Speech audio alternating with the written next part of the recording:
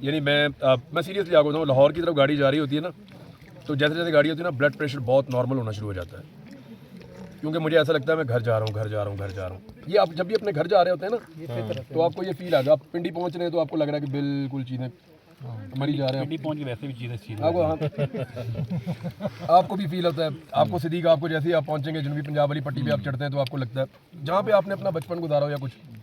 اچھا آپ کے نا سیکنڈ ہوم بھی بنتے رہتے ہیں آہستہ آہستہ. میں جیسے ہی یہ سوات کی طرف بڑھتا ہوں نا تو مجھے جیسے ہی چکدرا سے اترنا شروع کرتا ہوں تو مجھے وہی والی فیل یہاں پہ بھی آتی ہے جیسے لاہور جاتے ہوئے آتی ہے. وہ فیل مجھے بتاتی ہے کہ یہ میرا دوسرا گھر ہے. تو مجھے یہاں بڑا اچھا لگتا ہے. ابھی نا ایک پروپیگنڈا چل رہا تھا سوات کے بارے میں. میں صرف یہ بتانا چاہتا ہوں کہ میں نے اتنی گاڑیاں اپنی زندگی میں کالام کی طرف چڑھتی ہوئی نہیں دیکھی جتنی میں نے ابھی دیکھی ہیں.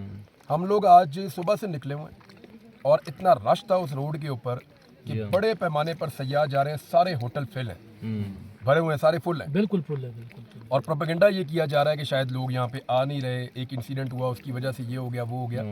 دیکھیں یہ انسیڈنٹ بھائی پاکستان میں سندھ میں بھی ہو جاتے ہیں, پنجاب میں بھی ہو جاتے ہیں, یہاں پہ بھی. میں آپ کو روکوں گا, یہ جو انسیڈنٹ ہوا ہے نا اس طرح کا انسیڈنٹ کہیں پہ بھی ہو, مطلب پاکستان میں کہیں پہ بھی ہو, قابل مذمت بھی ہے, شرمناک بھی ہے اور آئینی ہاتھوں سے نمٹنا چاہیے. لیکن ایک چیز آپ نوٹ کریں, عید والے ایک ہفتے میں نا تو انہیں مذہب کے کم از کم کوئی 7-8 واقعات ہوئے ہیں سندھ اور پنجاب میں.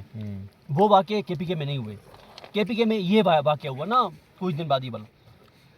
وہ جو دونوں واقعات تھے نا سندھ اور پنجاب والے, ان کا مکمل میڈیا بلیک آؤٹ تھا, مکمل ذکر تک نہیں آیا کہ کوئی واقعہ ہوا ہے. بالکل. جب یہ واقعہ ہوا ہے تو پہلے نہیں آیا یہ واقعہ, پھر پری پلانڈ اس واقعے کو میڈیا کو کہہ کے اور اس پہ ڈھنڈورا پیٹا گیا. مجھے سمجھ نہیں آتی کہ آپ اور مخصوص لوگوں نے پھر جان بوجھ کے اس کو سوشل میڈیا پہ وائرل کیا اور لوگوں کو متنفر کیا, اور دو الفاظ جن پہ میرا دل کرتا ہے کہ چپیڑیں بھی ماروں. حالانکہ میں بالکل عدم تشدد کا پیروکار ہوں, میں کہتا ہوں کسی کو مارنا کٹنا اچھی بات نہیں ہے, لیکن سیریسلی مجھے ایسا لگتا ہے کہ 2 تھپڑ بھی مارنے پڑے نا یار. وہ بار بار یہ کہہ رہے ہیں کہ پٹھان, وہ بار بار یہ کہہ رہے ہیں خیبر پختونخوا, اور کیوں بھائی یہ پاکستان کا حصہ نہیں ہے. میں ابھی جس گاڑی پہ آیا ہوں اس کے اوپر پاکستان کا جھنڈا لگا ہوا تھا, باقی نیچے گاڑیوں کے اوپر لوگوں نے لگائے ہوئے ہیں. کل میں جس ڈولی کے اوپر چڑھ کے ادھر سے ادھر آیا ہوں اس کے اوپر بھی پاکستان کا جھنڈا لگا ہوا تھا. ہر جگہ پہ میں نے پاکستان کا جھنڈا لگا ہوا دیکھا. بھائی یہ کوئی الگ جگہ نہیں ہے, یہ سوات پاکستان ہے. اب پاکستان کو یہ لوگ اون کرتے ہیں. تم لوگ کیا کہنا چاہتے ہو؟ دوسرا, اگر یہاں پہ ہم لوگ کچھ لوگ پشتو بولتے ہیں, کچھ لوگ اردو بولتے ہیں, تو اگر پشتو بولتے ہیں تو اس میں کیا پرابلم ہے؟ وہاں ہندکو بولتے ہیں, ادھر جو ہے وہ جانگلی بھی بولتے ہیں لوگ, ایک زبان الگ بھی ہے, کوئی سرائکی بولتا ہے, کوئی پنجابی بولتا ہے, سارے پاکستانی ہیں. تو جو واقعات پاکستان میں وہ دیکھیں سارے قابل مذمت ہیں. ہم ہر واقعے کو ہمیشہ اس طرح رپورٹ کرتے ہیں کہ ریاست موجود ہے, جو چیز ہوئی ہے وہ ریاست ڈیسائیڈ کرے گی, لوگ اپنے ہاتھ میں قانون کو نہیں لے سکتے. لیکن ایک واقعے کو جواز بنا کر ایک خاص کمیونٹی کو اور ایک خاص علاقے کو یا صوبے کو اور مقاصد صرف سیاسی گندے گھٹیا سیاسی مقاصد. بھائی میں تو یہ عرض کر رہا ہوں کہ دیکھیں, لیکن بھرا پڑا ہے سوال. پاکستانیوں کو بھی شاباش ہے, یعنی پاکستانی بڑے اچھے طریقے سے جواب دیتے ہیں بھائی. لوگوں نے پاکستانیوں نے ان کی شکلیں پہچانی ہوئی ہیں اور ان کے پروپیگنڈا کو ہم سے پہلے بھانپ لیتے ہیں پاکستانی. یہ ایکچولی اور ضد میں آتے ہیں. یعنی کئی لوگ ہمیں ایسے ملے, انہوں نے کہا جی جتنا یہ ہمیں روکیں گے نا ہم سوات کے اندر اتنا ہی گھسیں گے. ضد میں آ رہے ہیں لوگ. جو لوگ سر پروپیگنڈا کر رہے تھے ان کی اوقات ہی کوئی نہیں ہے. 4-5 لوگ تھے. دیکھیں میں بتاتا ہوں, یہ گبین جب ہم ادھر آئے ہیں نا, جب ہم آ رہے تھے مجھے کیا لگ رہا تھا, مجھے لگ رہا تھا کہ وہاں میکسیمم ہم ہوں گے یا ایک آدھ کوئی اور اس طرح کا. یہاں پہ ہم نے اتنی فیملیز دیکھی, حالانکہ کتنا مشکل راستہ ہے, بہت مشکل راستہ ہے, فیملیز یہاں پہ اوپر. دوسری بات یہ ہے یار یہ بہت ہی کمال کا ہوا ہے بھائی. کون یہ بھائی, یہ اسماعیل یہ بہت اچھے میزبان ہیں, بہترین کباب بنائے ہیں. ابھی تو یہ دیکھیں دمبے کے تکے بنائیں گے, ابھی تو دمبے کے تکے بنائیں گے تو آپ دیکھیے گا. لیکن میں آپ کو بتا رہا ہوں ایسے آپ مس کریں گے ان کے تکے. لیکن شروع کر دینا. دیکھیں میں ایک اور بات کہہ رہا تھا, یہ جو بات تو میرے ساتھ نیچے جانا چاہتا ہے میرے خیال میں نا.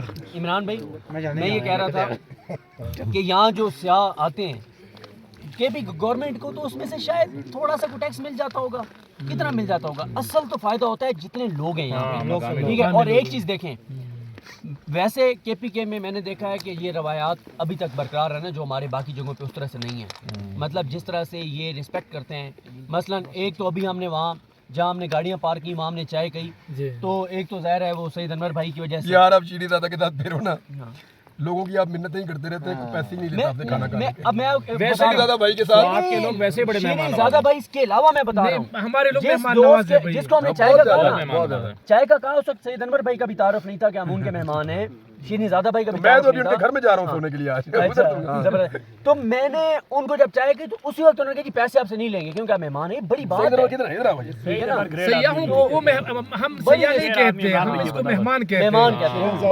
और زه په خپل اسوات کې اردو میں کرتا ہے سب سمجھ سر آئے. یہ ابھی عمران میں بات کر رہے تھے نا پشتو میں آپس میں بات کر لیتے ہیں ہمیں سمجھ نہیں آتی ہاں ہمارے یہ خلاف غلط بات کرے میں نے ٹوکا اس کو میں نے کہا 4-5 سال میں سوات میں رہا ہوں. ٹھیک ہے. گرمیوں میں ہم آتے تھے فیملی کے ساتھ.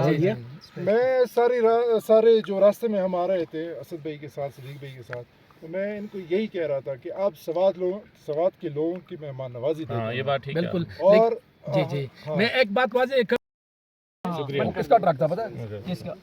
فضل الرحمان صاحب کی فیملی کا ٹرک تھا. لیکن یار عمران بھائی انہوں نے بہت خدمت کی ہے وہ جو مروت پھر تھے بھی انہوں نے یار اس میں تو وہ ماسٹر ہے ماشاءاللہ. لیکن اگلے دن سنے آ رہی ہوں کہ گئے ہیں آپ تو وہاں پہ انہوں نے کسی نے پانی کا بھی نہیں سر ادھر پوچھا ہم خود ہی چیزیں کھاتے رہے. یار لیکن یہ ہے نہیں کہ کے پی میں کے پی والوں کا یہ فرق تو ہے تھوڑا سا. نہیں یہ بھی گئے تو ماشاءاللہ کیا بات ہے, کیا بات. سر میں آپ کو بتاؤں نا, بڑا لوگ جو ہے نا جتنی زبردست رسپانس دیتے ہیں اور جتنی زبردست میزبانی کرتے ہیں, اور مطلب اچھا یہ تھوڑا سا رستہ ٹوٹا ہوا ہے یہ, ادروائز آپ ایگزیکٹلی نیچے جو آپ کا وہ پوائنٹ ہے نا جس کو آپ وہ بولتے ہیں بیس پوائنٹ, جہاں بیس کیمپ ہے نیچے جہاں سے اوپر آئے آپ دوسری گاڑی لے کے, کچے رستے پہ آپ اوپر چڑھے ہیں نا نیچے سے, تو نیچے ایک جگہ یہاں پہ گاڑیاں کافی ساری کھڑی ہیں, یہاں تک کار آتی ہے. صرف یہ تھوڑا سا رستہ بارش میں ٹوٹ گیا ورنہ یہاں تک کار آتی ہے. اب جون سی مرضی کار پہ سیوک پہ آ جائیں آپ یہاں پہ ایزیلی آ جائیں. یہ جو سر 45 جیلیں ہیں میرا خیال ہیلی کاپٹر پہ دیکھنے والی ہے. آپ کے لیے یہ خواب میں دیکھنے والی ہے. نہیں زیادہ بھائی تو یہ میں نے دیکھے ہیں, میں نے یہاں سے سفر ویڈیو نہیں بنائی آپ نے سر؟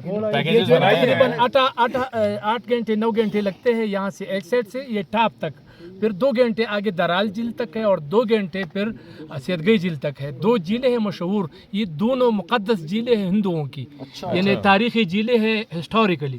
سادگئی جو ہے نا ان کا ایک دیوی کا نام ہے تو سیدگئی نکلا ہے. درال جو ہے نا ان کا ایک وہ مذہبی کچھ ہے, دوتا کچھ چیز ہوگا. تو یہ دونوں تاریخ میں ہماری جو بکیں ہیں تاریخ ہسٹوریکلی اس میں سب لکھا ہوا ہے. بھائی آپ بتا رہے تھے کوئی ان کے کوئی پرانے کوئی سادھو ٹائپ لوگ تھے جو اوپر سے آئے تھے یا اوپر رہتے تھے, بالکل اس طرح تھا وہ, یا پتہ نہیں کپڑے دھوئے تھے, کپڑے بالکل کپڑے یہاں انہوں نے کہانی بھی ہے اس کے ساتھ کہانی جڑی. اس طرح ہے. ہاں یہ کچھ رشتہ اور دونوں بڑی جھیلیں ہیں اور دونوں خوبصورت جھیلیں ہیں. وہ تاریخ کی بات کر رہے ہیں. تو یہ ہے تاریخ کا حصہ, اس نے ایسی ایسی آج باتیں کی ہیں آپ سوچ ہے یہ خود تاریخ بن گیا, زندہ ہوا دوبارہ. اچھا یہ ہمارے میزبان کہہ رہے ہیں کہ اب گھوڑوں کا راستہ بن گیا ہے, اگر کوئی جانا چاہتے ہیں تو ٹریک کے ذریعے گھوڑوں پہ بھی جا سکتے ہیں. میں آ رہا ہوں آپ کے پاس کو 1.5 مہینے کے لیے. ٹھیک ہے, یا 2 مہینے کے لیے. نہیں آپ کو یہ ساری آپ مجھے 1 ہفتہ دے دے بس, میں آپ کو سارا کہہ دوں. 1 ہفتہ دے دے. زیادہ دیر نہیں رکھنا چاہ رہے بھائی, ان کی باتوں میں نہ جایا کریں. اتنی سی راستہ ہے یہ جو 8 گھنٹے میں نے بتایا نا, یوں نکل جائے گا, پتہ بھی نہیں چلے گا. جیسا نکلا جب سے میں نے کہا ہے نا اسد بھائی, آپ کو میں نے ایک لطیفہ سنایا ہوا ہے نا, وہ مولوی صاحب والا انگوٹھے چومنے والا, دوبارہ سنا یار وہ آپ یہ ریکارڈنگ ہو رہی ہے ریکارڈنگ تھوڑی سی بند کرے یار, تھوڑی سی بند کر دے یار, تھوڑی سی بند کر دے. یہ کوئی لگائے گا تو اس کی تھوڑا سا سینسر کر رہے ہیں. لیکن میں کیونکہ وہ مجھے یہ جو انہوں نے گاڑی چومی ہے نا, تو اس سے مجھے ایک لطیفہ یاد یہ آ کس نے چومی گاڑی کو؟ یہ انہوں نے نا, اچھا کیوں بس سب سید انور صاحب کی جب انہوں نے گاڑی دیکھی نا, وہ جو جیپ تھی وہ اتنی خوبصورت تھی نا, انہوں نے جا کے اس کو بوسہ دیا. اب یہ مطلب یہ چمانے کے بہت سی چیزوں کے موترز رہتے ہیں نا, یہ بھئی جیسے فیصل اوڈا صاحب نے وہاں چوکھٹ چوم لی ہے اور اس طرح سے. تو ایک مولوی صاحب کے پاس ہم جمعہ پڑھنے چلے گئے نا, انگوٹھے چومنے کی شرعی حیثیت پہ جو بھی حوالے شوالے دینے تھے وہ حوالے شوالے دیے. ٹھیک ہے, اور پھر کہتے ہیں کہ مسئلہ یہ ہے تم لوگوں کا کہ تم لوگ نا حوالے یاد نہیں رکھتے, جب تم پہ کوئی اعتراض کرتا ہے تمہیں حوالے پتہ نہیں ہوتے اور ہمیں بھی تم بے عزت کراتے ہو نا. ان کو تو مطلب ان کے پاس کوئی جسٹیفیکیشن نہیں ہے انگوٹھے چومنے کی. انہوں نے کہا میں تمہیں ذرا کوئی ایسی مثالیں بتا دیتا ہوں کہ تم کم از کم کاؤنٹر کر سکو. انہوں نے کہا تمہیں جب کوئی, اور میں اب ان کو کہہ سکوں گا اگر کبھی یہ اعتراض کریں گے تو میں کہوں گا اگر گاڑی چومنا جائز ہے تو یہ بھی جائز ہے, چومنا بھی جائز ہے, یہ میں نہیں کہہ سکوں گا. بس ٹھیک ہے کافی ہے. مولوی صاحب نے کہا कहते हैं अब अगर तुम्हें कोई कहना कि यार ये अंगूठा चूमना ठीक नहीं है, तो तुमने आगे से उससे कहना है कि देखो बेटी के तुम रुखसार चूमते हो, बेटे का तुम माथा चूमते हो, उस्ताद के तुम हाथ चूमते हो, बुजुर्गों के माँ के तुम पाँव भी चूम लेते हो, ठीक है, बीवियों का और और बीवी की जगह कोई नहीं छोड़ते। गुजर पहले चार था। तो उस वक्त तुम्हें शरीयत याद नहीं आती कि मतलब क्या है क्या नहीं। तो अब ये देखे ना, गाड़ी चूम आज जो इन्होंने चूमी है ना, सिकंदर भाई की। नहीं सदर जब भाई बातें तो बहुत हो गई। एक बात मैं आपसे ये पूछना चाहता हूँ, आप कितनी दफा स्वात आए हैं? मैं दूसरी बार आ रहा हूँ। दूसरी बार आ रहे हैं। अच्छा ये बताएं, अब तक आप किन किन इलाकों में गए हैं? मैं सभी सबात में पहली बार जब आया था तो मटा भी ये गए, कालाम और मदीना ये मदीना ये तो रास्ते में आता है वैसे भी ना। और वो जो मोहडन झील है, मोहडन उस झील, तरफ बिल्कुल है। जाता है ना जो रास्ता, उसमें बहुत पहले तक एक जगह रुके थे और कौन चला गया उधर कालाम ओशो उसका नाम है। ओशो का जंगल है, जंगल है। उधर तक जो है ना वो।